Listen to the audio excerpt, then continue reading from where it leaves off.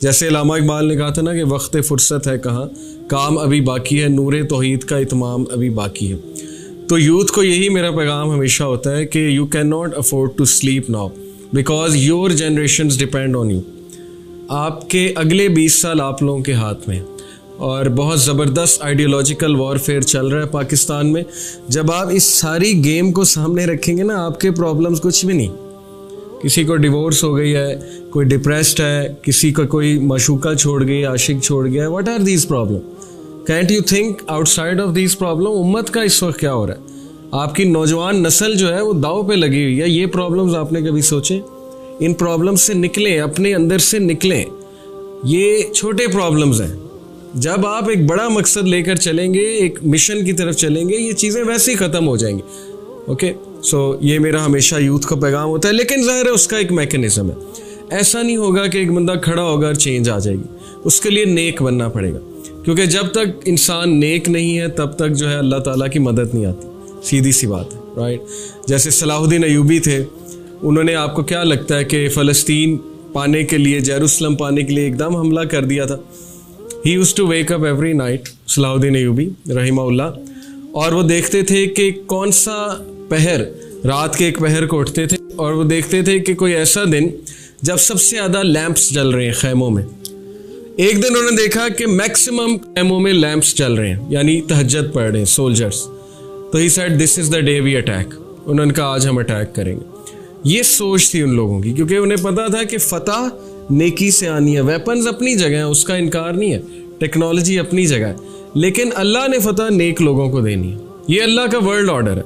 अल्लाह ताला जो है वो नेक लोग को ऊपर लाता है। ओके, ये अल्लाह का वादा भी है। तो नेकी क्या है, ये हमारा आज का टॉपिक है। आयतुल बिर आपके सामने है। It is the peak definition of piety और नेकी। ये सूरह अल-बकरा की वर्स 177 है। इसको कहते ही आयतुल बिर है, नेकी के बारे में आयत। बिर कहते हैं नेकी को।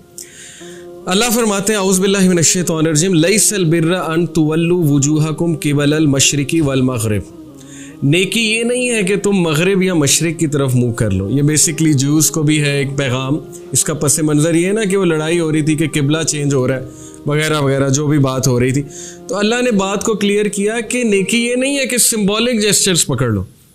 ये सिर्फ एक डायरेक्शन है किबला, ताकि तुम लोगों की यूनिटी हो जाए, एक तरफ मुंह करके नमाज पढ़ो। और जाहिर है कि ये एक सिंबॉलिक जेस्चर है कि हम दीन इब्राहिमी के, हरम जो है वो ज़ाहिर है दीन इब्राहिमी, हज़रत इब्राहिम अलैहिस्सलाम ने काबा तामीर किया और अल्लाह का घर है। तो ये नेकी नहीं है कि मिलाद कराई जाओ और रिश्तेदारियों में तुम्हारे से ज़्यादा बदतरीन कोई है ही नहीं। दिस इज़ नॉट नेकी। ये नेकी नहीं है कि हज कर लिए, उम्रे कर लिए और बिजनेस 2 नंबर है। नेकी असल में क्या है, उसको डिफाइन अल्लाह ताला कर रहा है, और वो क्या है, वलाकिन्नल बिर्रा, लेकिन नेकी ये है मन आमना बिल्लाह, कि तुम अल्लाह पर ईमान लेकर आओ। अब ये हमने डिग डीप करना है, ईमान क्या है, क्योंकि सहाबा अक्सर रसूलुल्लाह से सवाल किया करते थे ना, वैलिड क्वेश्चन, वैल्यूएबल क्वेश्चन, या रसूलुल्लाह ईमान क्या है, या रसूलुल्लाह इस्लाम क्या है, एहसान क्या है, वगैरह वगैरह, इस तरह के सवाल। उनका इंटरेस्ट था, क्योंकि इन चीज़ों में उनका इंटरेस्ट था। वल यौमिल आखिर, और तुम रोज़े आखिरत पर ईमान लेकर आओ। अकाउंटेबिलिटी का डर रखो, रिस्पॉन्सिबिलिटी का डर रखो। आज हमसे वो डर ख़त्म हो गया। कहीं वो दौर ना आ जाए कि रसूलुल्लाह सल्लल्लाहु अलैहि वसल्लम ने कहा कि एक शख्स कब्र के करीब से गुजरेगा और कब्र को देख के कहेगा कि हाय काश इसकी जगह मैं होता। तो वो दौर भी रसूलुल्लाह सल्लल्लाहु अलैहि वसल्लम ने बताया, हमें बताया, लेकिन वो क़यामत के करीब एक दौर आएगा, और वो इसलिए कहेगा फितनों से बचने के लिए। ये हदीस में इसकी तशरीह जो आई है वो ये कि वो इसलिए कहेगा सुसाइड की वजह से नहीं, इसलिए कहेगा कि फितनों से मैं बच जाऊँ। इतने फितने होंगे कि इंसान जो है वो घबराएगा फितनों को फेस करते हुए।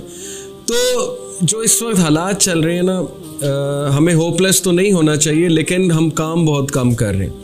हम मैसेज बहुत कम आगे तक पहुंचा रहे हैं, और चेंज एजेंट्स बहुत कम है हमारी सोसाइटी में। सैलाब कुछ इस तरह से आ रहा है कि मोस्ट लोग जो है वो बह रहे हैं उस सैलाब में। और जो इस वक्त फेमिनिज़म की जो वेव है, 4th wave 5th wave feminism, औरत अगर करप्ट हो गई सोसाइटी की तो आपकी सोसाइटी ख़त्म है। अगर आपकी औरत जो है, औरत ज़ात, उसको आपने करप्ट कर दिया मॉरली, तो फिर योर सोसाइटी इज़ ओवर। और मैरिज का इंस्टीट्यूशन जिस तरह से हिट हो रहा है मैं आपको बता नहीं सकता, because of all the so called philosophies. 5th wave feminism, फिर लिबरलिज्म का टॉपिक छेड़ दिया। ज़ाहिर है political philosophy, liberalism as a political philosophy, फिर ये रिलेटिव मोरालिटी का कॉन्सेप्ट छेड़ दिया, जो भी इस वक्त चल रहा है। तो मैं तो बहुत परेशान होता हूँ अक्सर कि हमारी जनरेशन्स का क्या बनेगा अगर हमने दावा ना किया, अगर हमें वेकअप कॉल ना आई। और वो वेकअप कॉल यही है कि हमें नेकी की तरफ वापस आना है, हमें अल्लाह के नेचुरल वर्ल्ड ऑर्डर की तरफ जो है वो वापस आना है। इस वक्त ह्यूमैनिटी अल्लाह के वर्ल्ड ऑर्डर से हट के दूसरे वर्ल्ड ऑर्डर पर है। इसको मैं शैतानी वर्ल्ड ऑर्डर कहूँ या एंटी रिलीजियस वर्ल्ड ऑर्डर कहूँ, हर चीज़ उल्टी है। तो अल्लाह का वर्ल्ड ऑर्डर था गिविंग, तुम लोग गिवर्स बनो, गिविंग करो, ह्यूमैनिटी की बात करो। उन्होंने जो वर्ल्ड ऑर्डर बनाया वो मटीरियलिज्म पर बेस्ड है, सर्वाइवल ऑफ द फिटेस्ट पे बेस्ड है, माइट इज़ राइट पे बेस्ड है, सेकुलर वैल्यूज़ पे बेस्ड है वगैरह वगैरह, सिलेक्टिव ह्यूमन राइट्स पे बेस्ड है। तो परेशानी की बात है बहुत ज़्यादा कि हम बहुत अरसे से जो सो रहे हैं उसकी वजह से बहुत ज़्यादा तबाही मच गई है। अब मज़ीद हम सोना जो है अफोर्ड नहीं कर सकते। बट मुझे अफसोस होता है कि आज जिस दौर का हम शिकार हैं, जिस दौर में हम रह रहे हैं, नेकी प्रायोरिटी नहीं है लोगों की। लोग नेक बनना नहीं चाहते, लोग सिर्फ शायद नेक दिखना चाहते हैं। और ये डॉक्टर इसरार रहीमुल्लाह का बड़ा फेमस सेंटेंस है कि हम लोग नेक दिखना चाहते हैं, बनना नहीं चाहते। और जो दीगर हमारे लोग हैं वो वैसे ही नेकी दूर दूर तक उनका टॉपिक ही नहीं है, मॉरल वैल्यूज़ दूर दूर तक उनका टॉपिक ही नहीं है। आज हलाल और हराम की तमीज़ सिखाना छोड़ दी है पेरेंट्स ने बच्चों को, इस पे बात ही नहीं होती। दीन का इल्म हासिल करने पे बात ही नहीं होती, हालांकि सबसे वैल्यूएबल चीज़ जो हम अपने बच्चे को दे सकते हैं वो दीन का इल्म है। इससे वैल्यूएबल चीज़ हम नहीं ट्रांसफ़र कर सकते उसे। और मैं अक्सर ये बात करता हूँ कि अगर आपका बच्चा आईवी लीग से भी पढ़ रहा है ना, लेकिन उसका कल्चर लॉस्ट हो गया, वो आपके कल्चर से और वैल्यूज से गया, तो मेरे नज़दीक वो अनपढ़ है। क्योंकि एजुकेशन की डेफिनेशन ही है, आप किसी भी एजुकेशनिस्ट से, दुनिया के एजुकेशनिस्ट से एजुकेशन की डेफिनेशन पूछ लें, वो आपको एजुकेशन की डेफिनेशन बताएगा कि it is the transfer of culture and values from one generation to another. ये एजुकेशन है। तो एजुकेशन ये तो नहीं कि आईवी लीग से पढ़ आना और पीएचडी कर आना या मास्टर्स कर आना, वो तो एक फ़न है। और फ़न आपके बच्चे ने सीख लिया, बहुत अच्छी बात है, मे बी वो मिलियंस कमाएगा। लेकिन अगर वो अपने कल्चर से, अपनी वैल्यूज़ से गया तो फिर वो एजुकेटेड नहीं है। इसका मतलब आपने अपनी जनरेशन को स्टेक पे डाल दिया। तो unprecedented downfall of moral values आज के दौर में देखने के आ रहा है। और लोगों के बिहेवियर्स, लोगों के रवैये, लोग ग्रीडी होते जा रहे हैं, मटीरियलिस्टिक होते जा रहे हैं। हमारी पॉलिटिक्स से लेकर, इकोनॉमिक्स से लेकर हर चीज़, सोशल स्ट्रक्चर, सोशल फैब्रिक, वो मटीरियलिज्म पर बेस्ड है। और उसका जो नतीजा है, उसके जो रिपरकशंस है, वो हम सब भुगत रहे हैं। अभी तो मेरी रूह कांपती है अक्सर जब मैं नज़र दौड़ाता हूँ कि आने वाले 10 सालों में क्या हो जाएगा अगर हमने दावा ना किया।